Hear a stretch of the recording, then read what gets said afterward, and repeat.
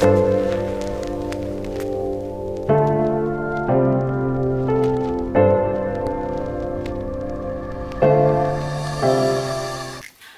my name is Amanda and welcome to Rainy Books with Amanda.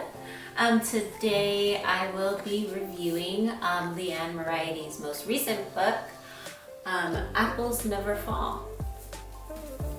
So this book did recently just come out this past year in 2021, and I really love all of Liane Moriarty's stuff. She's probably like my second favorite author, I'd have to say. So when I saw that she had a new book come out, I knew that I had to grab it right away because I knew it would more than likely be another hit. But I have done some other reviews of her other books. They're all written, so I'll link those down below if you're interested in some more books that she has written. But before we get into the story, I just want to talk a little bit about Liane Moriarty. Liane is the author of the #1 New York Times bestseller, Big Little Lies, The Husband's Secret, which I really loved, The Truly Madly Guilty, and 9 Perfect Strangers, which I also loved. The Hulu adaptation was interesting, and it was interesting.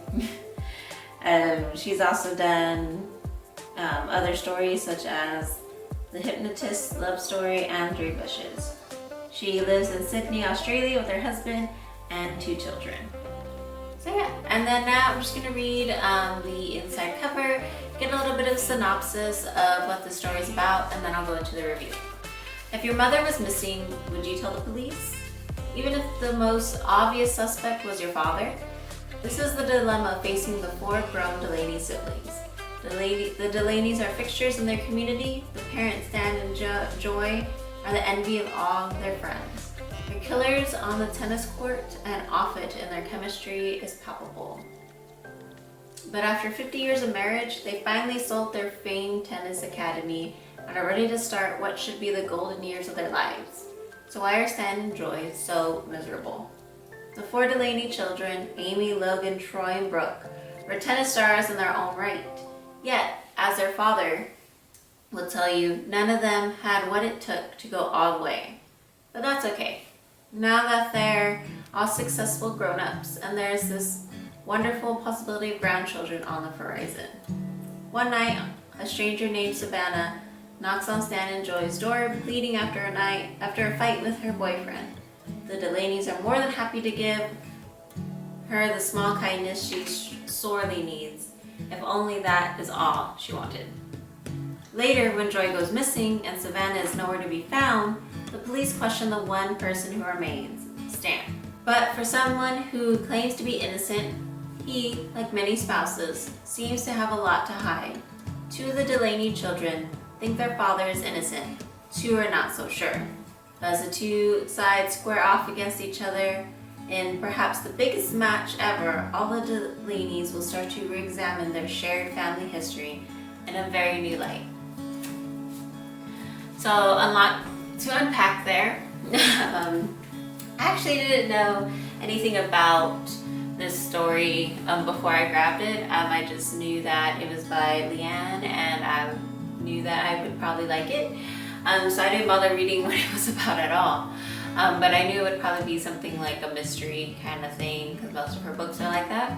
And Apples Never Fall was no exception. So right off the bat, this was an interesting, unique story. It is about, like we heard, about this tennis family and the patriarchy, which is the mom and the dad, Stan and Joy. They retire from their tennis career and having a tennis academy, and then all of a sudden one night there's a strange girl who goes by Savannah, and she pops up in their home one day and looking for help, and then she ends up staying with them. And it's kind of very weird just because I can't imagine like opening the door and seeing like just letting someone stay in my home for a while, especially like a stranger, because you never know what could happen. But these people are really nice and they take her in, and so The whole time you're like wondering who Savannah really is, what her background story is, and what her real motives are. And you do figure it out as you're reading the story, and it is very interesting. It's also talks a lot about tennis stuff, which I mean, I think tennis is cool, but I'm not like a big tennis person. I don't really know anything about tennis, and like I learned quite a bit about it, and there's a lot of drama in the tennis world apparently.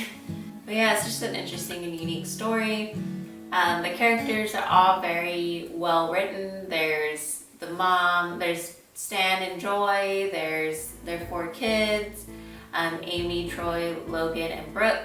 And then there's of course Savannah, and then there's quite a few other plethora of people that come up.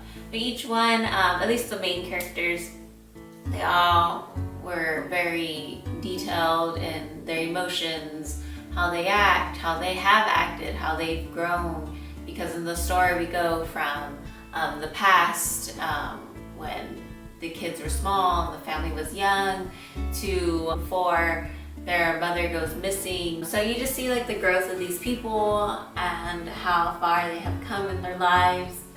And so it's like each character like has their own little quirks, and our author does a great job at just portraying those quirks, portraying who these people are. Even some of the less, like I wouldn't even call them side characters, they're just really small characters, like some of Joy's neighbors. Even if they just had a couple of pages about them, they're kind of really well written. Like you can kind of see their personality within just a few pages, the kind of person that they really are in real life. So I really love that. I also love, this is more just a personal preference, but I like that the chapters were not super long. The chapters, some of them are a little bit longer than others, but some are only like 2 pages and some maybe like 6 pages. And so I really like that personally, just because I read in between, like when I'm working, on my lunch break, the little like 10 minutes I have at night. So I kind of like that aspect, but that's just more personal for me. I also like that it was in real time, like more present time.